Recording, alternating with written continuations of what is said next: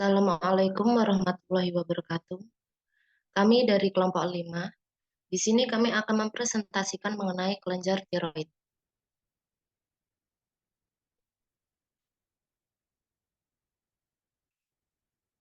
Adapun lokasi dari kelenjar tiroid. Kelenjar tiroid adalah salah satu kelenjar endokrin terbesar pada tubuh manusia. Kelenjar tiroid terletak di leher anterior dan membentang di vertebrata C5T1.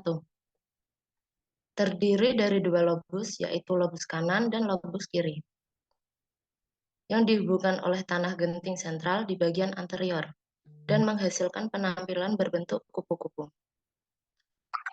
Lobus kelenjar tiroid membungkus tulang rawan, krikoid, dan cincin superior trakea.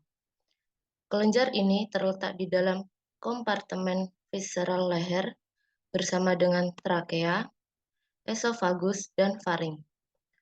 Kompartemen ini dibatasi oleh fascia pretrakeal.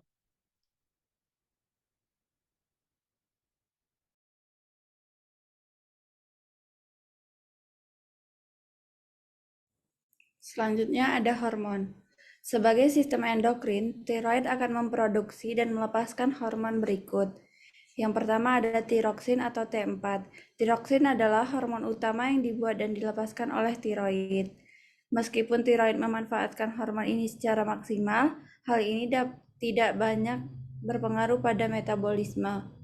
Setelah tiroid melepaskan T4 ke dalam aliran darah, tiroid dapat mengubahnya menjadi T3 melalui proses yang disebut diodinasi.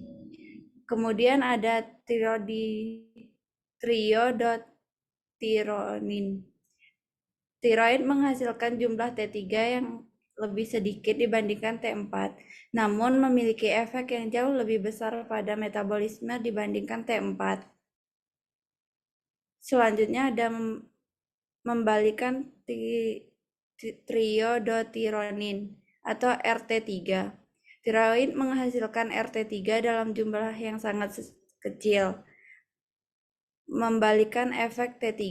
Kemudian ada kalsitonin. Hormon ini membantu mengatur jumlah kalsium dalam darah. Untuk membuat hormon tiroid, kelenjar tiroid membutuhkan yodium, suatu unsur yang ditemukan dalam makanan. Kelenjar tiroid memerangkap yodium dan mengubahnya menjadi hormon tiroid. Jika tubuh memiliki terlalu sedikit atau terlalu banyak yodium, hal ini dapat berpengaruh tingkat hormon yang dibuat dan dilepaskan oleh tiroid.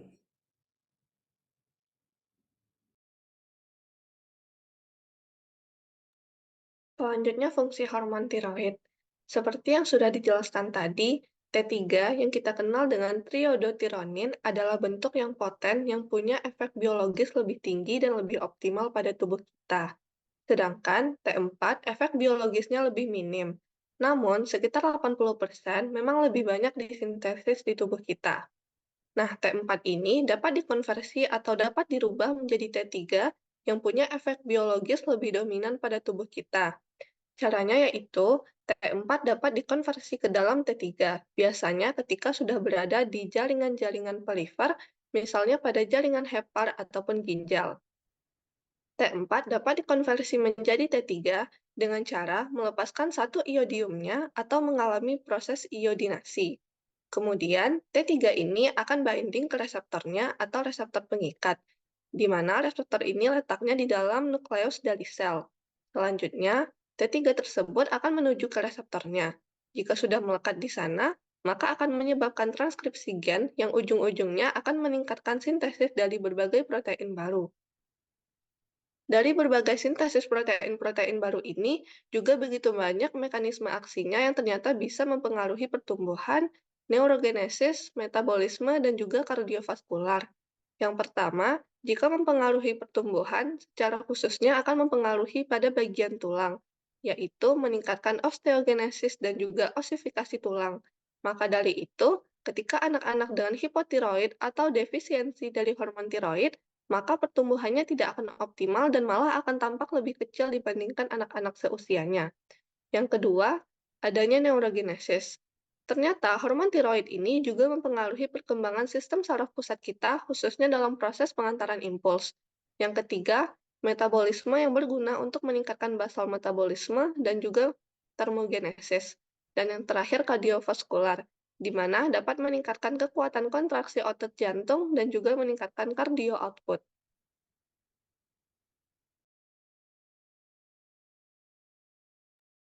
Oke, selanjutnya kita bahas pembentukan dan penyimpanan dari hormon tiroid.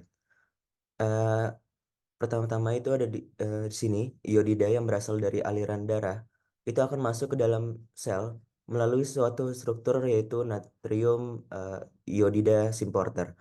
Setelah masuk, iodida akan dioksidasi menggunakan enzim yang namanya tiroperoksidase. Untuk apa? Untuk menjadi iodida yang aktif. Iodida yang aktif ini kita kenal namanya dengan iodium. Nah, kemudian akan masuk ke dalam koloid dan akan melakukan pengikatan dengan tiroksin. Nah, tiroksin ini dari mana? Dari sini, dari jadi tiroglobulin diproduksi di retikulum endoplasma kasar, lalu dimodifikasi di kompleks Golgi dan dikemas ke dalam vesicula secretory. Tiroglobulin inilah yang mengandung tiroksin. Kemudian vesikel ditransfer masuk ke dalam koloid yang berada di dalam lumen follicle melalui suatu mekanisme yang namanya eksositosis. Nah, ketika tiroksin berikatan dengan satu iodium, maka akan membentuk yang namanya itu MIT atau monoiodotirosin. Dan ketika tiroksin mengikat dua iodium, maka akan menghasilkan yang namanya DIT atau diiodotirosin. Nah, setelah terbentuknya MIT dan DIT ini, maka akan terjadi pengikatan lagi. Jadi ketika pengikatan satu MIT dan satu DIT, maka akan menghasilkan T3 atau triiodotirosin. Namun apabila terjadi pengikatan dua DIT, maka akan menghasilkan yang namanya itu T4 atau tetraiodotirosin atau biasa kita kenal dengan hormon tiroksin. Nah, setelah terikat, ketika ada suatu rangsangan, maka dia akan merangsang sel untuk bagaimana mengfagositosis beberapa sel yang ada di sini, yaitu vesikel-vesikel yang mengandung MIT, DIT, T3, dan T4. Nah, lalu lisosom akan melakukan pengikatan dengan vesikel-vesikel tersebut yang mana hal ini bertujuan untuk bagaimana memisahkan antara MIT dengan DIT dan T3 dengan T4. Jadi masing-masing. Yang lalu T3 dan T4 ini akan berdifusi keluar dan masuk ke dalam aliran darah. Eh, setelah itu, setelah itu eh, setelah di aliran darah ini diikat dengan yang namanya itu tiroksin binding globulin, lalu eh, dialirkan ke seluruh tubuh. Nah, yang dialirkan itu hanya T3 dan T4. Lalu bagaimana dengan MIT dan DIT? MIT dan DIT yang di sini tadi itu akan dipecah lagi oleh yang namanya enzim iodinase dan kemudian akan kembali ke bentuk yang bisa didaur ulang oleh eh, sehingga bisa digunakan kembali dalam proses pembentukan penyimpanan sekaligus sekresi dari hormon tiroid tersebut.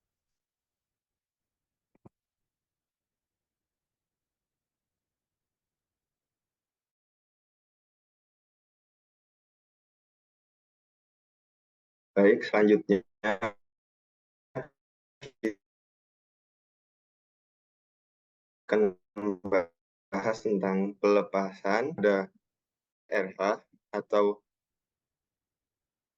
thyrotropin releasing hormone, yang artinya hormon pelepas thyrotropin yang berasal dari hipotalamus, dan TSH atau thyroid stimulating hormone, yang artinya hormon perangsang tiroid yang berasal dari hipofisis anterior.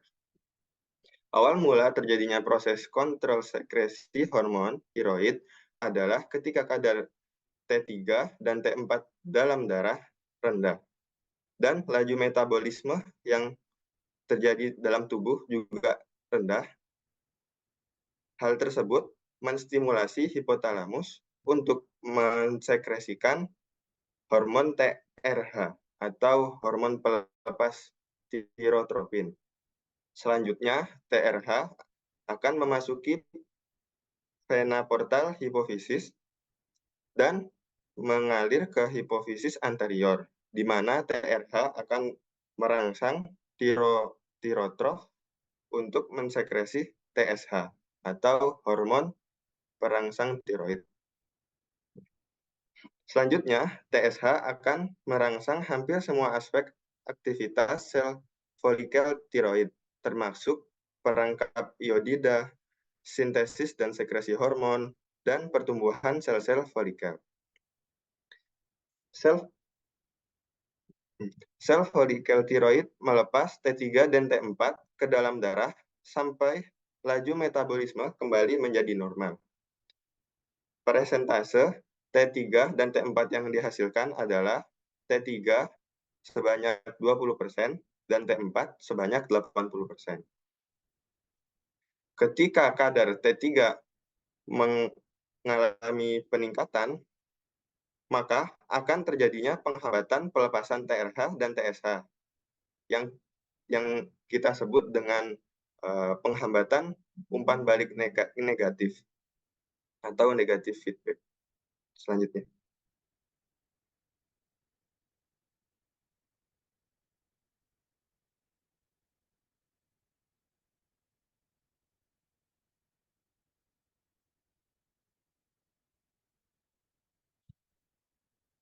Selanjutnya kita akan membahas tentang hormon kortison.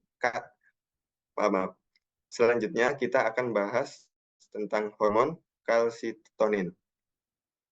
Hormon kalsitonin adalah hormon yang dibuat oleh sel C di kelenjar tiroid. Kalsitonin adalah hormon yang dibuat dan dilepaskan oleh kelenjar tiroid untuk membantu mengatur kadar kalsium dan darah dengan cara menurunkannya. Kelenjar tiroid akan melepaskan hormon kalsitonin berdasarkan tingkat kalsium dalam darah. Ketika kadar kalsium meningkat, maka kelenjar tiroid akan melepaskan kalsitonin dalam jumlah lebih tinggi. Sebaliknya, ketika kadar kalsium darah menurun, maka kelenjar tiroid akan menurunkan jumlah produksi kalsitonin yang akan dilepaskan. Baik, demikian presentasi dari kelompok 5. Kurang lebih mohon maaf. Assalamualaikum warahmatullahi wabarakatuh.